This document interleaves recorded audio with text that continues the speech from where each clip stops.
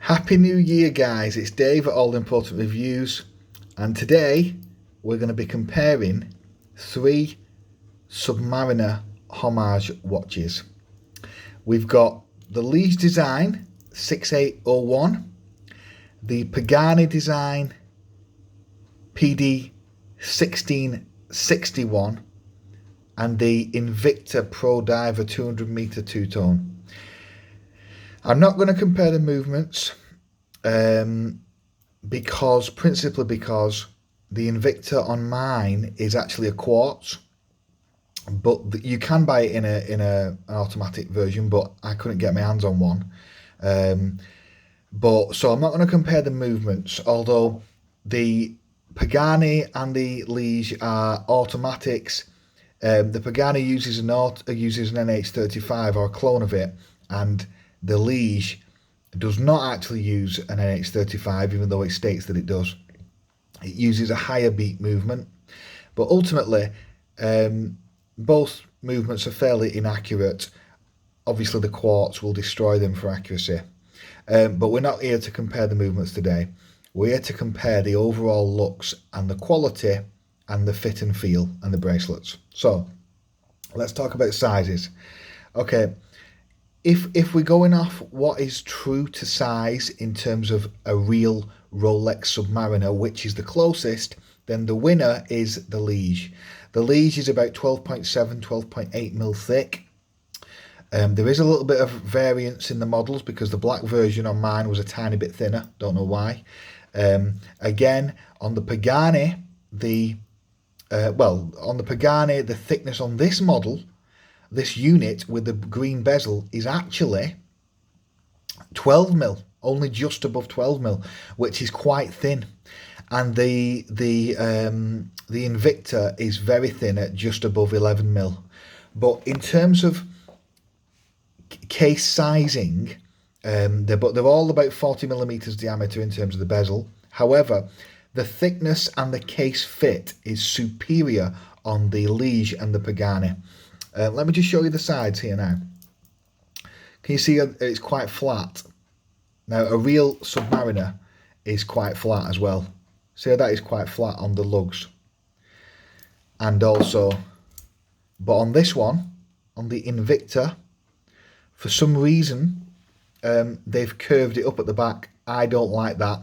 It makes the watch fit differently. It doesn't fit as snug and as nicely on the wrist, in my opinion, when they do that. That's like a Yachtmaster style or on the Rolex Explorer. And this version has much thinner lugs than these two, which have maxi style lugs, which are closer to the original Submariner, or the real Submariner. So I prefer this style. I think it fits better. I prefer wider lugs. And so the closest is the Liege. Second to that is the Pagani. And then third is the Invicta with much thinner lugs and different case style. I don't like this as much as these two. That is by a long shot, actually. These fit on my wrist much better. Okay. The weight, again, both the Pagani and the Liege are going to be around 150 grams roughly. The Invicta is lighter. Feels a lot lighter on the wrist, actually. I would guess it's around 130 grams, something like that. The feel and fit is superior on these two, on the Pagani and the Liege by a long shot. And part of that is because the bracelets are superior, which we'll talk about later. Okay, let's talk about the dial and crystal. The Pagani definitely has a sapphire crystal.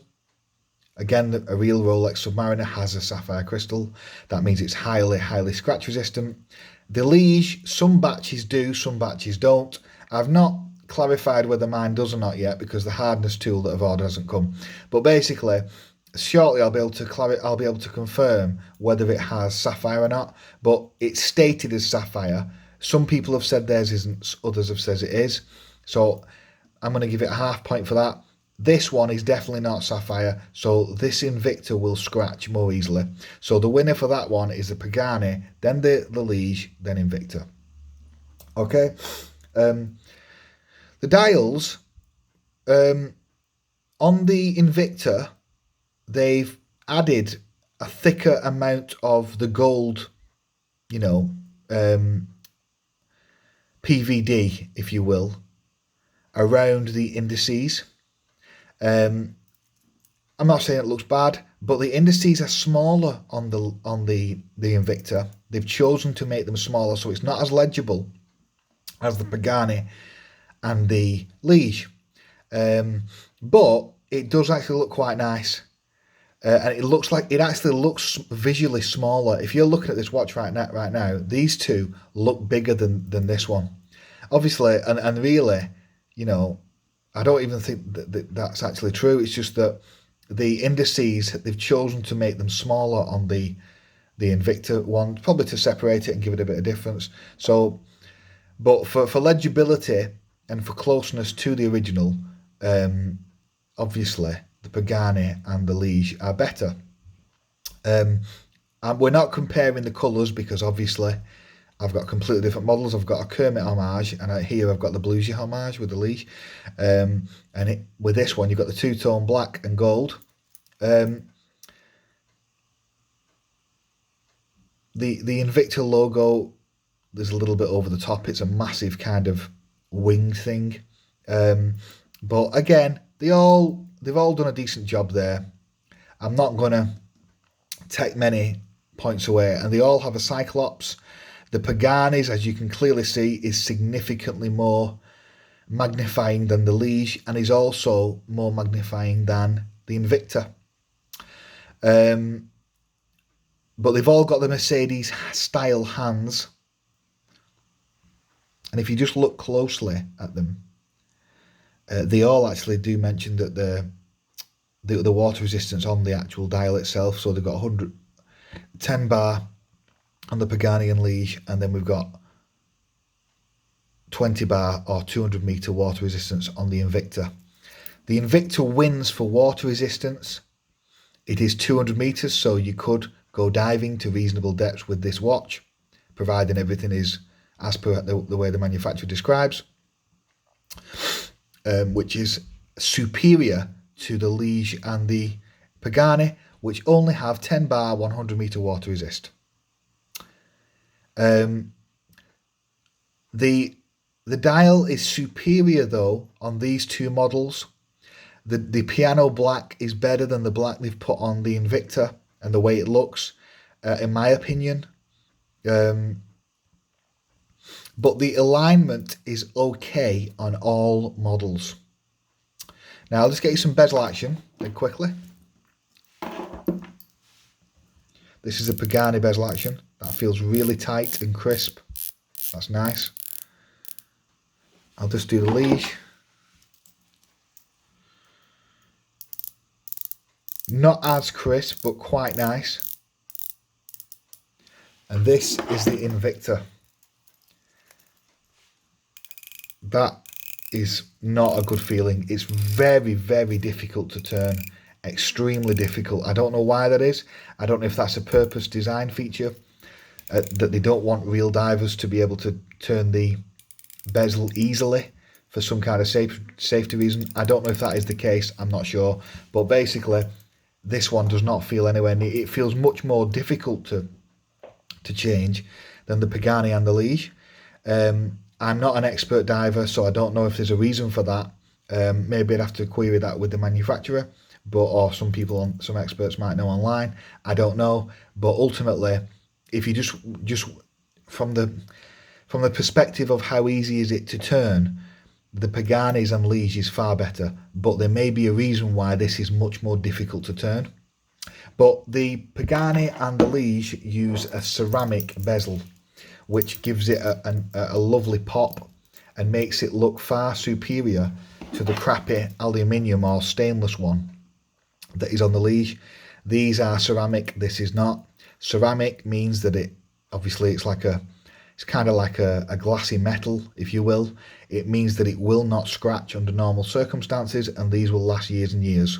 This one will scratch up very easily, and I hate non-ceramic bezels personally. I cannot stand them. They're just horrible. And this unfortunately has it. So the winner for that is clearly the Pagani and the Liege. Right. So we've done the case. They all have, by the way, stainless steel, and they're all allegedly, I believe, 316 stainless, which is a marine grade, which means they will not rust under normal circumstances during, with exposure to salt water. Let's talk now about bracelets. So they've all got stainless steel bracelet, however, and they're all solid bracelets. However, on the Invicta, the end links are not solid. The end links are, formed metal, and they're hollow. And the clasp on the Invicta is made out of extremely thin, cheap metal. It is a tinny clasp, a friction clasp. I don't like them. There's no push buttons. It is a very, very thin pressed metal for the shell and for the swing arms. So that is unfortunately a very, very cheap clasp. It is functional, but it is very cheap. Okay, the links are solid. It is obviously in the 3-link style, but the pins are push pins. They are not screw pins. Compare that with the Pagani and Liege, which have fully solid bracelets, completely solid end links, beautiful links with screw pins, and a fully milled machined clasp. The clasp has much thicker swing arms. Look at the thickness of those swing arms. That's much thicker, and it has a much better safety catch and mechanism. That is far, far better than what is on the Pagani. Than what is on the Invicta, and the Liege practically has the same bracelet, but it is a tiny bit different in the screws that they've used in terms of you can't see that it's different in any way, shape or form, other than the colours, obviously, because that's a two-tone. But solid end links, solid links. I've scratched that up a bit. Very functional bracelet, works fine. Very, very comfortable. In fact, the comfiest bracelets that you can buy, in my opinion, is this style. The winner on this then is by a country mile, the Pagani and the Liege. The bracelets are miles better than on the Invicta. On the wrist,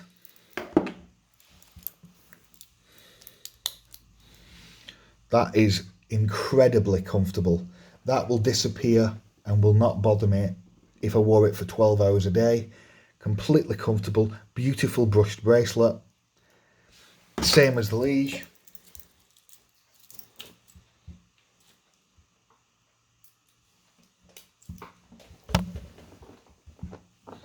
Absolutely fantastic fit on both.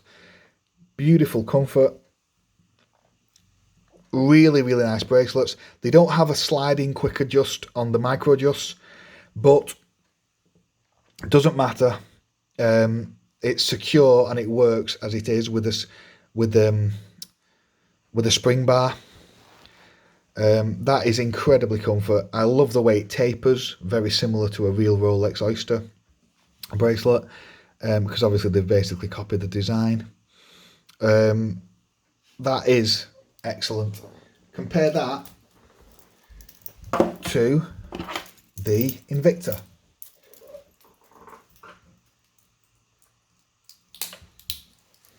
Which does have a safety catch, and that is comfortable. It is comfortable, but it's not as comfortable as the Pagani or Liege, and that's because of the bracelet.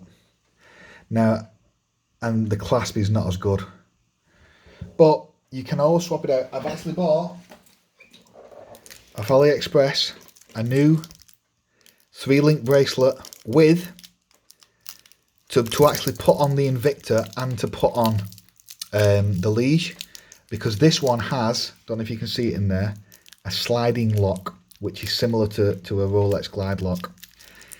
It has a sliding lock, so that will be, I can't wait to try this one out actually. I'm not going to unwrap it now, but this will be put on the Invicta just to see how it works with it.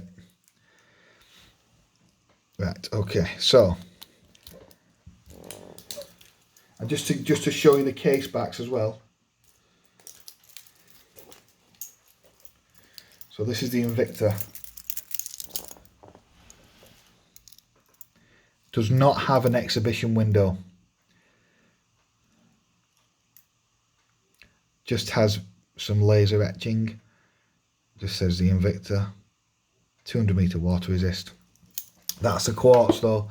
This one has a beautiful exhibition window so you can have a look at the movement inside.